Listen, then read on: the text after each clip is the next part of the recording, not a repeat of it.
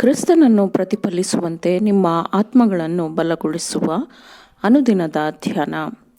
ಇಂದಿನ ಧ್ಯಾನದ ಶೀರ್ಷಿಕೆ: ಕ್ರಿಸ್ತನ ಪ್ರೀತಿ ಕರುಣೆಗೆ ಮಿತಿಯೆಂಬ ಅರಿವು ಇಲ್ಲ.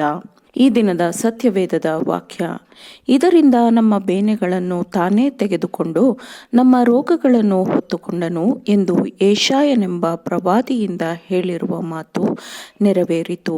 ಮತ್ತಾಯ 8ನೇ ಅಧ್ಯಾಯ 17ನೇ ವಚನ. ಮನುಷ್ಯನ ಅಗತ್ಯತೆಗೆ ಸರಿಯಾಗುವಂತೆ ದಣಿವನ್ನು ಅರಿಯದ ಸೇವಕನಾಗಿ ನಮ್ಮ ಕರ್ತನಾದ ಯೇಸುಕ್ರಿಸ್ತನು ಈ ಲೋಕಕ್ಕೆ ಬಂದನು. ಆತನು ಮಾನವ ಜನಾಂಗದ ಪ್ರತಿಯೊಂದು ಅಗತ್ಯಕ್ಕೆ ಸೇವೆ ಮಾಡಬಹುದು ಎಂದು ನಮ್ಮ ಬೇನೆಗಳನ್ನು ತಾನೇ ತೆಗೆದುಕೊಂಡು ನಮ್ಮ ರೋಗಗಳನ್ನು ಹೊತ್ತುಕೊಂಡನು. ರೋಗ, ದಾರಿದ್ರ್ಯ ಮತ್ತು ಪಾಪದ ಹೊರೆಯನ್ನು ತೆಗೆದುಹಾಕಲು ಕ್ರಿಸ್ತನು ಈ ಲೋಕಕ್ಕೆ ಬಂದನು. ಮನುಷ್ಯರಲ್ಲಿ ಸಂಪೂರ್ಣವಾದ ಪುನಃಸ್ಥಾಪನೆಯನ್ನು ತರುವುದು ಅವನ ಉದ್ದೇಶವಾಗಿತ್ತು.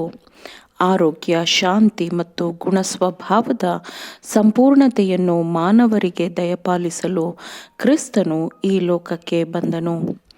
ಕ್ರಿಸ್ತನ ಸಹಾಯವನ್ನು ಬಯಸಿ ಬಂದವರ ಕಷ್ಟಗಳು ಮತ್ತು ಅಗತ್ಯತೆಗಳು ವಿವಿಧ ರೀತಿಯಲ್ಲಿ ಇದ್ದವು ಮತ್ತು ಅವನ ಬಳಿಗೆ ಸಹಾಯವನ್ನು ಅರಸಿ ಬಂದವರು ಸಹಾಯವನ್ನು ಪಡೆದುಕೊಳ್ಳದೆ ಹಿಂತಿರುಗಿಲ್ಲ.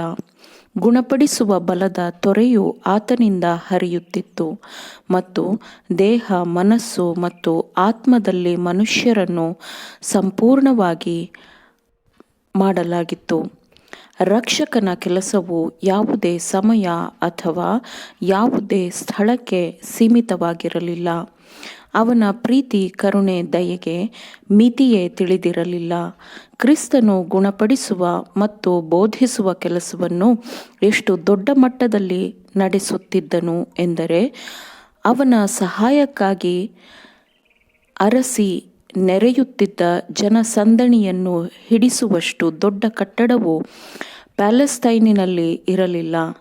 ಗಲಿಲಾಯದ ಹಸಿರು ಬೆಟ್ಟದ ಇಳಿಜಾರಿನಲ್ಲಿ, ಪ್ರಯಾಣದ ಹಾದಿಗಳಲ್ಲಿ, ಸಮುದ್ರದ ತೀರದಲ್ಲಿ, ಸಭಾಮಂದಿರಗಳಲ್ಲಿ ಮತ್ತು ರೋಗಿಗಳನ್ನು ಕ್ರಿಸ್ತನೆಡೆಗೆ ಕರೆದೊಯ್ಯುತ್ತಿದ್ದ ಪ್ರತಿಯೊಂದು ಸ್ಥಳದಲ್ಲೂ ಕ್ರಿಸ್ತನ ಆರೋಗ್ಯ ಕೇಂದ್ರವು ಕಂಡುಬರುತ್ತಿತ್ತು.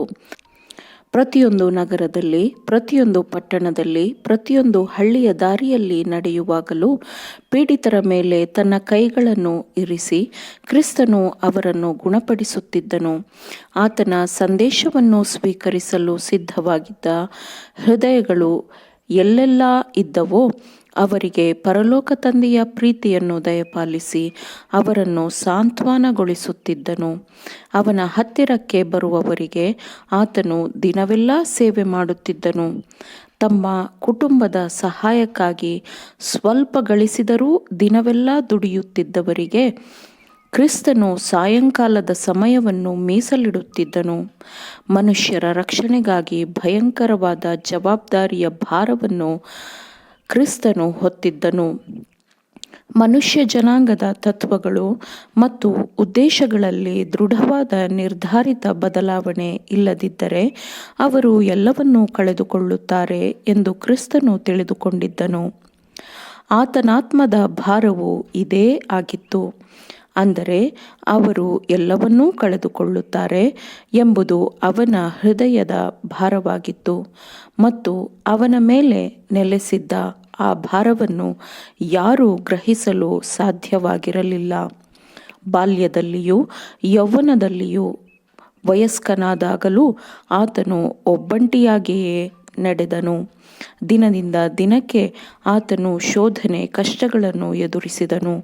ದಿನದಿಂದ ದಿನಕ್ಕೆ ಆತನು ದುಷ್ಟತ್ವದ ಸಂಪರ್ಕಕ್ಕೆ ಬರುತ್ತಿದ್ದನು ಮತ್ತು ತಾನು ರಕ್ಷಿಸಬೇಕೆಂದಿರುವವರ, ಆಶೀರ್ವದಿಸಬೇಕೆಂದಿರುವವರ ಮೇಲೆ ಅದರ ಶಕ್ತಿಗೆ, ಅಂದರೆ ಸೈತಾನನ ಶಕ್ತಿಗೆ ಅವನು ಸಾಕ್ಷಿಯಾಗಿದ್ದನು. ಆದರೂ ಆತನು ಸೋತು ಹೋಗಲಿಲ್ಲ ಮತ್ತು ನಿರಾಶನಾಗಲಿಲ್ಲ. ಆತನು ಯಾವಾಗಲೂ ತಾಳ್ಮೆ ಮತ್ತು ಹರ್ಷಚಿತ್ತದಿಂದ ಇರುತ್ತಿದ್ದನು.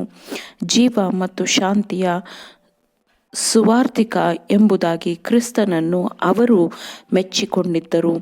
ಪುರುಷರು, ಮಹಿಳೆಯರು, ಮಕ್ಕಳು, ಯುವಕರು ಮತ್ತು ಎಲ್ಲರಿಗೂ ನನ್ನ ಬಳಿಗೆ ಬನ್ನಿರಿ ಎಂದು ಆತನು ಆಹ್ವಾನ ಕೊಟ್ಟಿದ್ದಾನೆ. ಕ್ರಿಸ್ತನು ನಗರದ ಪಟ್ಟಣದ ಹಾದಿಗಳಲ್ಲಿ ಹಾದು ಹೋಗುವಾಗ ಜೀವ ಮತ್ತು ಸಂತೋಷವನ್ನು ಹರಿಸುವ ತೊರೆಯಾಗಿದ್ದನು. ಆಮೇನ್. ದೇವರ ವಾಕ್ಯಗಳನ್ನು ಆಲಿಸುವವರು ಮಾತ್ರವೇ ಆಗಿರದೆ ಪಾಲಿಸುವವರು ಆಗಬೇಕೆಂದು ನಿಮ್ಮನ್ನು ಉತ್ತೇಜಿಸುತ್ತೇನೆ. ಪರಿಶುದ್ಧಾತ್ಮನ ಸಹಾಯದಿಂದ ಆಲಿಸಿದ ನಿಮ್ಮೆಲ್ಲರಿಗೂ ಧನ್ಯವಾದಗಳು. ಮತ್ತೆ ದೈನಂದಿನ ಧ್ಯಾನಕ್ಕಾಗಿ ನಾಳೆ ಸಂಧಿಸೋಣ. ಆಮೇನ್.